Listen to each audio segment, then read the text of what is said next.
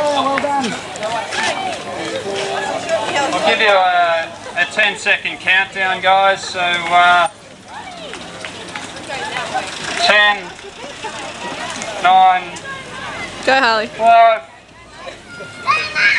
3, 2, 1.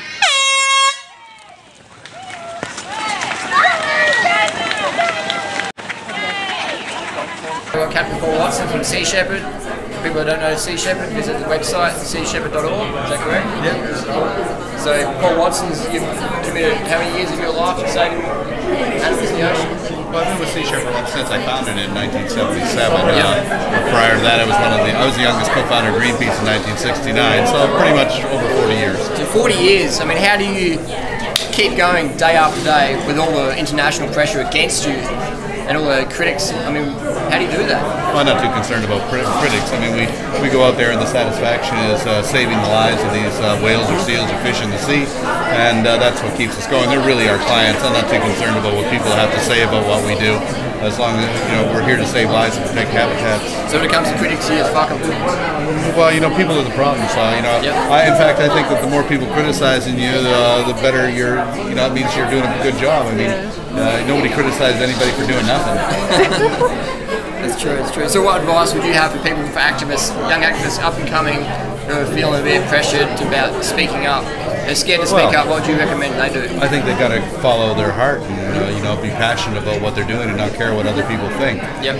You never give in to peer pressure or any criticisms from anybody. If you feel you're doing the right thing, then you're doing the right thing. Yep. One time, a fellow colleague from Greenpeace criticized us after we sank half the licensed whaling fleet, and he said what you did there was unforgivable, despicable, and criminal, and blah blah blah. And I said, yeah, well, so what? And he said, well, people don't approve of what you did. And I said, I didn't do it for people. We did it for the whales. You find me a whale that disagreed with what we did, and we won't do it again. Yeah, good point. Third, final time, 4,500. We are selling. Sold.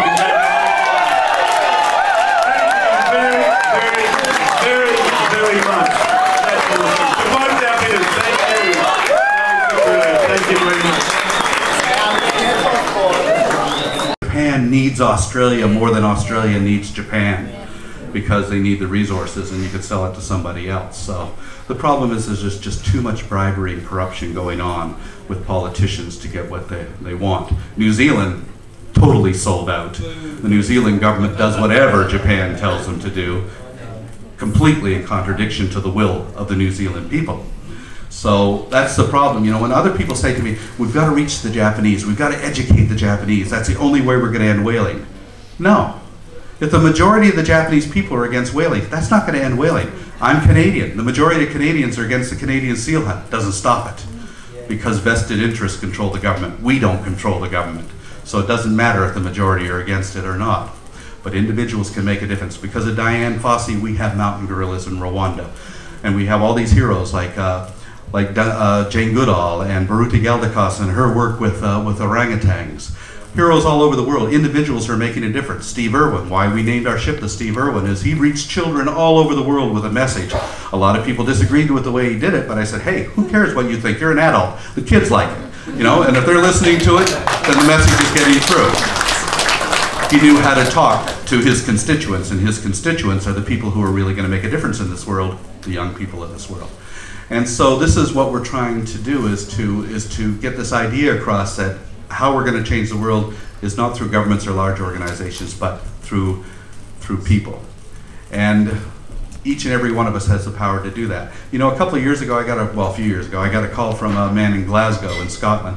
And he called me, he said, what are you going to do? They're killing gray seals over here on the Orkney Islands. What are you going to do about it? And I said, let me see, I'm on the west coast of North America. You're in Scotland, what are you going to do about it? And he said, well, I'm just a draftsman here in Glasgow. And I said, well, so what are you going to do about it? So anyway, we got together with him, and he set up a Sea Shepherd group, got some volunteers, none of whom were professional anything, landed on the island, very enthusiastic. They walked up to the sealers, grabbed the rifles out of their hands, and threw the rifles into the ocean. And then they prevented the boats from landing, but it got so much controversy, so much attention, that we were able to raise enough money in Scotland to buy that island, and it's now a seal sanctuary. all resulted from just one man saying, well, what can I do? The fact is, each and every one of us can change the world. And we just have to understand that we have the power to do that. And what we have here in Australia is an incredible majority of people who are opposed to this whaling, and also opposing to the killing of dolphins and a lot of other environmental issues. I can't tell you how much more gratifying that is than it was 20 or 30 years ago.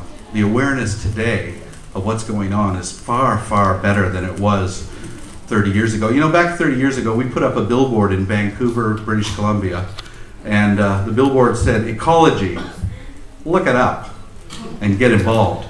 Nobody even knew what the word meant. So look how far we've come on that. 30 years ago, if you said you were a vegan, they would say, "What are you from the planet Vega? What is a vegan?" You know. In fact, I had one guy one time. He said, "Well, I'm in the water vegan. I don't know." But you know, the thing is that people are changed. I mean, things become more acceptable, and they become acceptable because people get involved and make the impossible possible. So we're going to go down there this year with 80 crew members from 16 different countries on 3 different vessels plus our helicopter.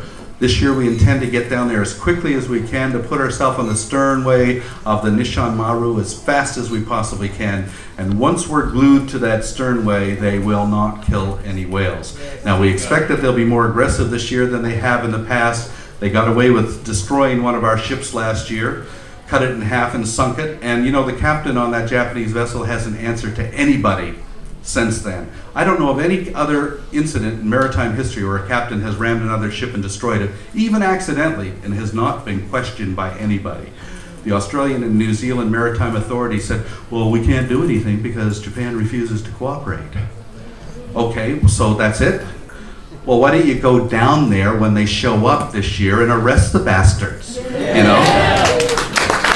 The problem, you know, that's like saying, well, we can't arrest the bank robber. We caught him on video, but he won't cooperate with the investigation. You know, so I can tell you right now, if I had rammed and cut one of their boats in half, the Australian Navy would have been down there to arrest me. So there's definitely a double standard going on here. And it's a very difficult situation. We have to go down there and save whales, making sure we don't hurt them, but they're trying to kill us. So, and any time we do anything, we're being condemned by our governments to saying, you know, well, you've got to be non-violent. And when the Japanese are being violent, well, you shouldn't be interfering with their livelihood. So, you know, it's a very difficult situation. But I am confident that this year, that if we can get down there quickly, we will be able to get an 80 to 100% success rate on that and save as many whales as we can. And if we can do that, if we can achieve 80%, they will lose so much money and, more importantly, so much face that it's going to be very, very humiliating for them when they return to Japan. And you know what I think? What's funny is every year is people say, "Well, you know, what did you accomplish?" I said, we don't have to say anything. Just wait till the Japanese fleet comes back. And when the Japanese fleet came back into Tokyo this year, they said, "We could have gotten our quota, except that Sea Shepherd prevented it. Look, they kept us from taking 528 whales." Great, we got a number. You know, Japan just gave us the number that we were able to save. But they're trying to portray themselves as the victims here. You know, like, you know, we can't do our job because of that. So anyway, thank you very much on this, and anything you can contribute would certainly help a great deal. I mean, our fuel bills are amazing. Last year it was $1.7 million on that. I mean, and in fact, there's some gentlemen approached me tonight with an idea to help us save fuel, and that's going to help right there, and that's going to help us if we can get that there, because that is our most expensive thing is fuel on that. And the preparation of the vessels is very expensive. Purchasing the vessels are very expensive. We're a Navy. Navies cost money. Oh, somebody once described owning a sailboat, as standing under a cold shower, dropping $100 bills down the drain continuously.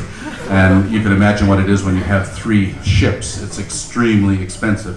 And I can say that we wouldn't be able to do this without 3 things. The first is the incredible dedication and courage of the volunteers that we have on our ship. The second is the support of our contributors around the world. And third, the support of Australia. We couldn't do it unless we had the ports of Australia supportive of what we're doing. Thanks to Hobart and to Melbourne and to Fremantle and to Brisbane, where our ships have been, and to Sydney and Newcastle, we have been able to mount these campaigns every year. We couldn't do it otherwise. So thank you very much, and we appreciate anything you can give us tonight. Thanks, Paul. So on that note,